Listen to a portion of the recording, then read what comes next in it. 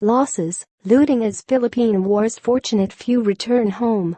MARAWI City, Philippines, Reuters. Khaliluddin Ismail returned home on Sunday after 5 months of war in the southern Philippines to find his house ransacked. But he's still smiling. "At least we have something left," he said, standing in a room with clothes, toys, ornaments and damaged pictures strewn across the floor. "Others have nothing. They lost their homes, they lost their lives."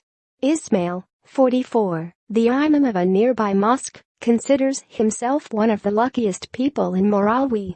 The city was devastated by more than 150 days of battles between government forces and pro-Islamic State militants that killed more than 1,100 people and displaced some 350,000. His house is in Marawi's safe zone, an area long abandoned by residents but untouched by unrelenting shelling and military airstrikes that have all but flattened the city's commercial heart, destroying thousands of homes, shops and vehicles. 6 days after troops killed the last remaining rebels, Ismail was among about 4,000 people allowed to return to their homes on Sunday in Marawi's Basak Malutlut area.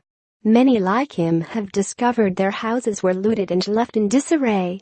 "I opened the door, and I was shocked, but I'm still happy to be home," he said. Ismail fled with his family on May 24 during a fierce 3-day firefight that erupted just 50 meters away, when security forces tried to raid the hideout of notorious militant leader Isnilon Hapilon, Islamic State's anointed emir in Southeast Asia. Hapilon escaped, then issued a call to arms to hundreds of insurgents to initiate their planned takeover of Marawi.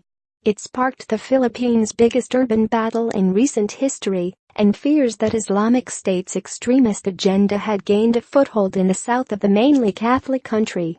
There were scenes of joy and chaos as a convoy of returning residents poured into Marawi to a cacophony of horns and whistles, jamming what only a few hours earlier were deserted streets. Armed police at checkpoints cross-checked documents and pictures of each passengers from the 712 families to guard against possible infiltration by militants. Babies cried as officials at a public hall shouted on megaphones to try to establish order as hundreds jostled to register for the sack of rice and 5,000 pesos, $97, allocated to each household. With a stern face, the district's elderly chairwoman, Jamila Indulcero, yelled in the local Maranao dialect at anxious residents to calm down. "I told them we have to thank Allah we're still alive," she said, smiling. Some 6,500 families are due to return this week in a phased repatriation, a fraction of the 77,000 that fled to evacuation camps or nearby towns. Many face a lengthy wait for vast swathes of Marawi to be rebuilt.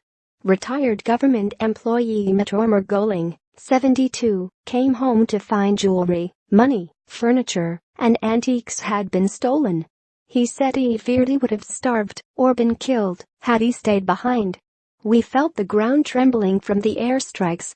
We didn't know if the army could protect us," said Goling, wearing sunglasses and a white skull cap. "If you don't believe in their ideology, ISIS sees you as the enemy," he said, referring to Islamic State. He was among many people who said they understood that the military had to destroy the city to save it. Narita Mana's 3-story house was leveled by an airstrike, but she's thankful she's alive. The office clerk and single mother of 6 will now live at her sister's home, from which she fled in May as troops outside battled hooded, black-clad gunmen who helped the escape of Hapilon. The rebel commander was subsequently killed in a military operation 13 days ago. "My home was destroyed, but I don't blame the military. They had a job to do," she said. "I have nothing left, but to us, every day is a happy one now."